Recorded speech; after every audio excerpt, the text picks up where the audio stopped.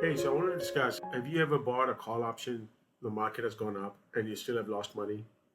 Have you ever been assigned a short put at the worst time possible? Those are things, I'm saying those things because those things have happened to me and I was completely shocked and did not know what to do with those. And why is that I was losing money when the call option was, when the market was going up and my long call was still losing money. So all of these things I'm going to discuss here with the 10 biggest mistakes that the beginner traders make in option selling or trading in general. And this comes from like 10 years of experience, hundreds and thousands of trades I've done myself, and finally getting it right in my head and my strategies on how to actually come over all these mistakes and follow a framework, a mechanical path towards it's a mechanical path towards making money in the option space. And towards the end of the video, at the end of the video, I will also discuss my personal trading account and how things are going. I've been holding these positions since the beginning of this tariff news came out. I sold some options there when volatility popped up, and I've been defending these trades because obviously the market moved so much. It moved around 20-25% in a few days, and it was really hard to like defend those trades. But I'm coming back to those trades. I'm making money back, and I just want to show you like how I'm dealing with the whole thing. Anyway, let's go through some mistakes that the beginner traders make. And if you're a beginner trader or trying to get into options trading, this one is for you. Go through these things, watch this video on repeat, maybe 5 to 10 times, and get this thing in your head. I'm also coming out with this option starter pack, like completely free guide, where you can document these things, print it out, and then put it in front of you, and keep reviewing it when you sit down to trade. The first thing I want to discuss is like people don't have a strategy. They just go with the vibe. Whatever the news is, they go and buy that stock. It doesn't matter if that stock is on top of the market, at its maximum point, or so they buy that at the top, sell it at the bottom. We're also going to discuss how to fix these things. I have a trading platform opened up, and I'll show you exactly how to fix it in the trading platform, like which strikes to select, which expiration cycle to go for. Here, as a beginner trader, this is what my suggestion is, and I cannot emphasize enough that you should only trade 3 strategies. All 3 of them are defined risk, meaning do not go in the undefined territory when if you are beginning to trade options. If you're starting to trade options, do not go that path or that route. You should practice these things or define risk strategies for at least 2 to 3 years. Perfect them, work on them, get the mistakes out, and then go towards the undefined risk route. I'm still, after 10 years, my favorite strategies, my favorite one is a credit spread. I don't trade anything else other than credit spreads. And that's what it has come down to. Even those triangles, the undefined one, is really easy to manage. It makes more money, but it's high risk stuff, meaning it can, take away your sleep. You would not be able to sleep well overnight. So your setups should be high probability, meaning you should be collecting at least 1/3 of the width of the strikes. You should only trade 3 strategies. And I don't know if I mentioned 3 here. I'm mentioning 2: credit spreads and cash secured puts. Those are the top 2 strategies that you should start with. Next, you should know how to manage the risk. People make this mistake when they get into the trade. The setup looks perfectly nice. You are getting 75% of the pop, meaning probability of profit, but they don't know what to do when things go wrong, when the trade goes wrong. What do you actually do when things go wrong? So it's important to know how to manage the risk. And I will show you my live platform, like how am I managing the risk. Without managing the risk, the trades would have gone even further down on me. I would have lost even more money on these trades. So first part of the risk management is you have to limit, each trade that you do in your portfolio. First of all, let's say you start with a $5,000 account. You will not be using more than $2,500 or $3,000 overall all the time in your strategy. So each trade should not be more than 2 to 5% of your portfolio, of your available balance. So you're starting out with 5,000, only use 3% of 5,000 on each trade, and you will not go beyond $3,000 at any given point. You have to have $2,000 in dry powder. It is used when things go down south. That money is used to manage the trades and move the trades around, adjust the trades, and roll them out in time. So that's what that money is used for. People make this mistake a lot. I get this question quite a bit where it says, which strike should I select? Well, that's the thing. You have to select a strike which makes sense to you, which has a higher probability of profit. Meaning, let's just go in Apple, right? Actually, let's take SPY. SPY is a good option. It's a highly liquid ETF. I trade the futures options version of it. I don't trade the ETF because it's more capital. The efficiency comes in the futures options market, and I will discuss that later. But SPY is down $1.47 today. Which strike to select? That's the question we're trying to answer here. And which expiration cycle? I think that's the next one. So random strike selection. So I'm just going to take you to the delta that I choose. I would go 45 days out. Now here there is no 45-day cycle in gray. Gray are the monthly ones. The weekly ones are the yellow ones. So the 45-day one is only 100 days. It's a weekly one. So I'm not going to touch this, even though there is some volume and open interest here, but I will not touch it. I would try and find the monthly cycle, which is 31 days out. It's totally fine. This is just for an example, so I'm just going to show you what I do. Now, the first thing I do is I look at these open interest and volume numbers. This is how you select the most liquid underlying asset. You need to stay within these expiration cycles. Fine. So once you know which expiration cycle to be in, you go down. The best risk reward comes, for me, it has come around in 19 to 17 delta on the short side. So I will right click. I will take the 18 delta here. I would right click on the bid side. It doesn't matter where you right click actually, because you will be selecting it from a preset strategy. So we go sell a vertical. I'm showing you a credit spread. I will also show you a short put. Actually, let's look at the short put first. So I'm short the 497 strike as a signal, meaning this is a short put.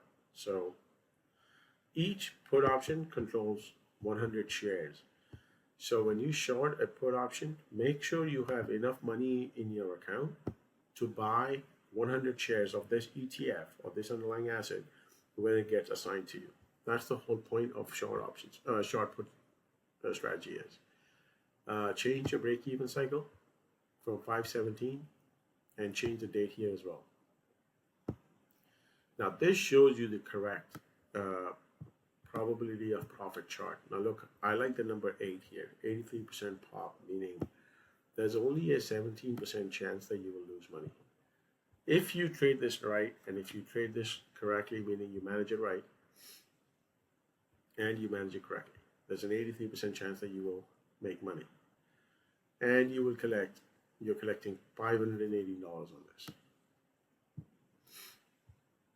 this. 522 on this. So this is how you select a high probability trade. I've just shown you, like, this number has to be above 7. It needs to be above 70%. I mean, I go for 80%, but the bare minimum has to be 70 to 73% or 75% if you're doing a short put, which is without a long leg. For credit spreads, even for the credit spread side, I go for 75 and above. I don't go anywhere below 18, 19 delta, because then you're not collecting enough premium. I've seen people go and sell a 10 delta strike. It's a very high, illiquid market down there. Look at the bid-ask spread. It's pretty wide, right? It's pretty close here. It's not that bad here. It's 3 to 4 pennies out here, which is not too bad in this ETF. It's a very illiquid ETF, and that's why you're getting good markets. But then you don't get enough premium. You're collecting $3 here. You're collecting $5. There's a whole $200 difference. So yes, your probability of profit will be better here, but then you are highly, what should I say? That you are. These options will move the most if the market goes down, because out of the money put options in SPY and SPX in the wider indices have put skew, meaning they are more expensive on the put side than on the call side, so they move more because people buy protection, from on the put side in the main indices, and that's why these guys are more paid. They are more expensive than the call side equidistant. And if you don't know what that is, let me know and I'll explain that concept as well. But anyway, so this is how you select higher probability trades and strike selection. Now let's look at the Greeks of this trade. I'm on a short put side. I will open up this and minus 10 plus 10. Because you're shorting a put, you are positive delta. You've collected 17 positive delta here. You are short gamma.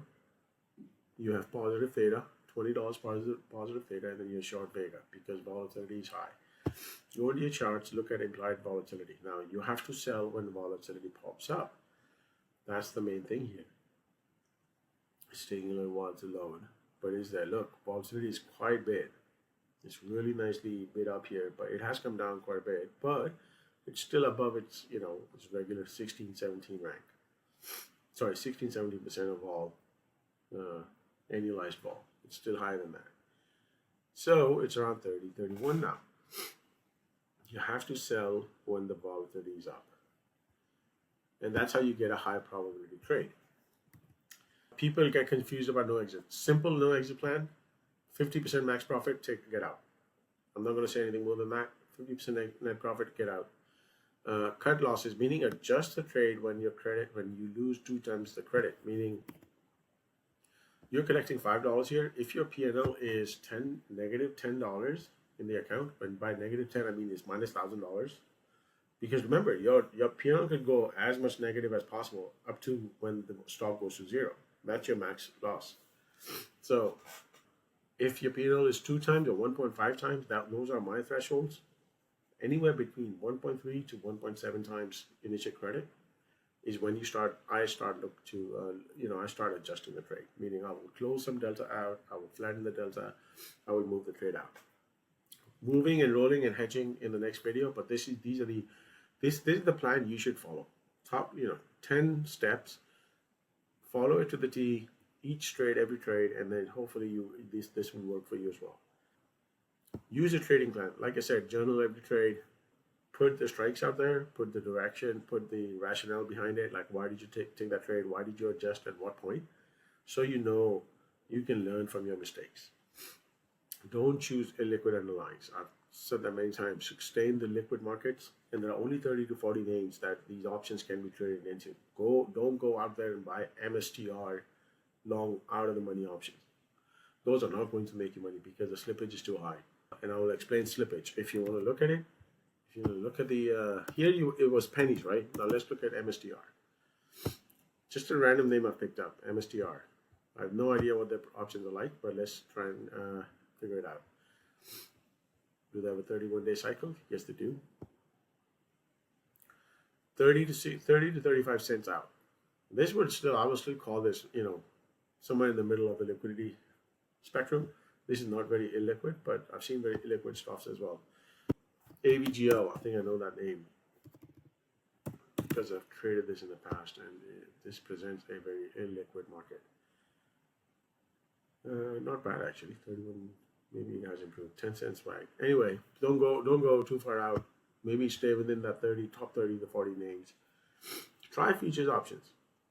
Futures options will give you capital efficiency, and I'll show you in my live trading account right now. You will collect the same amount of credit with a lot less money to initiate the trade.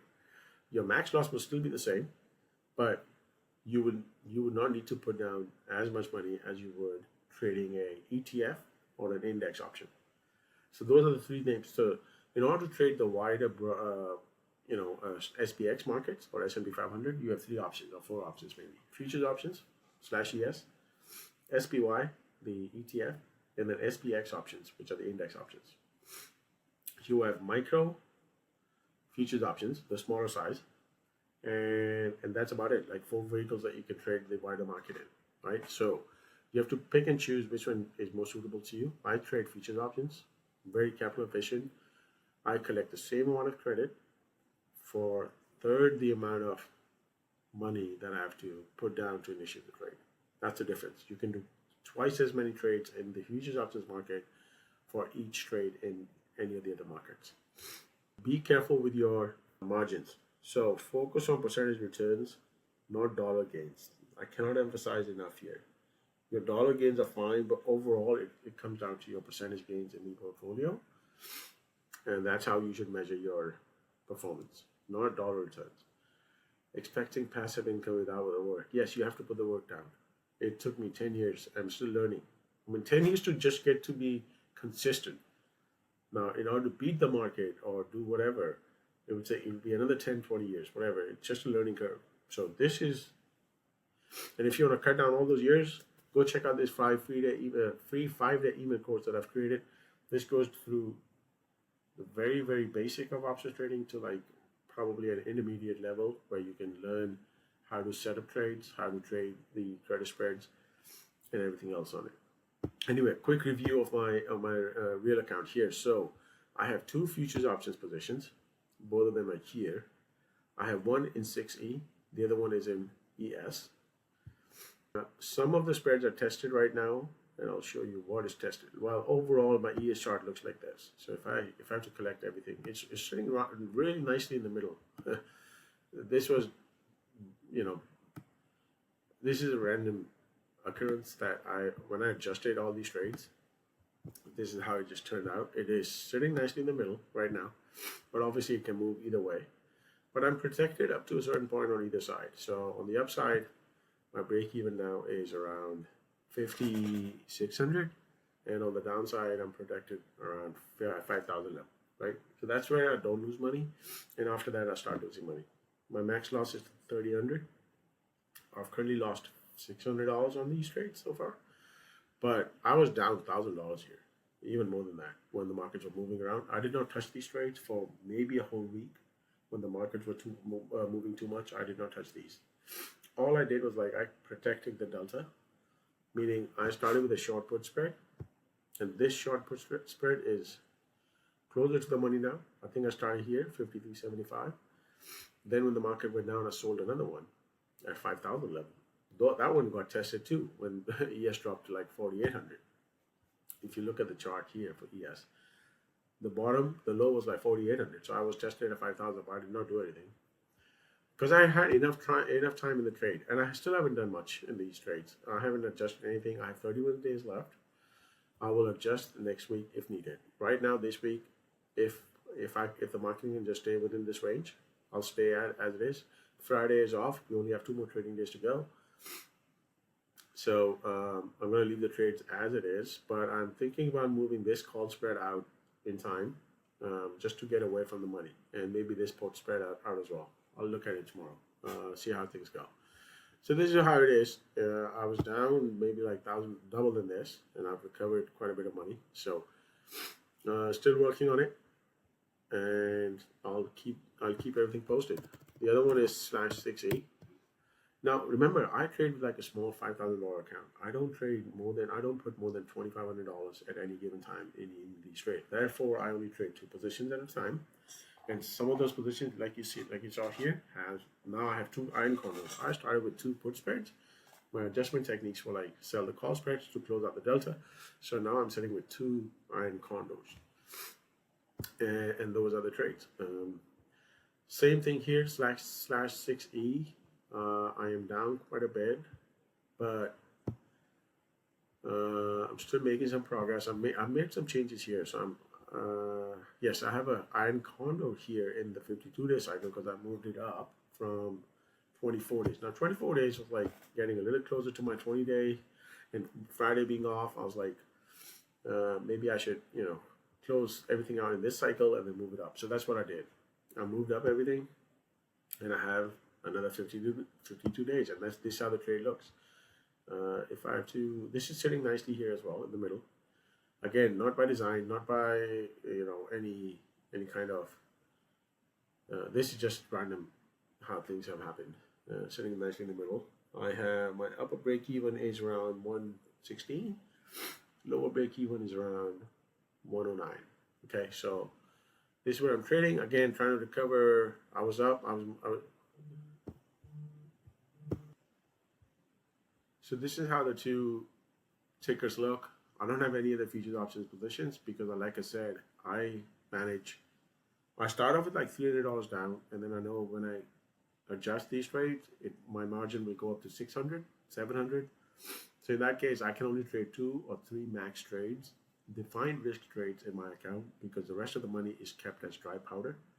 In case if I see an opportunity, I will put another trade on. If I don't, I'll keep adjusting. So I took you through this. I took you through the other one.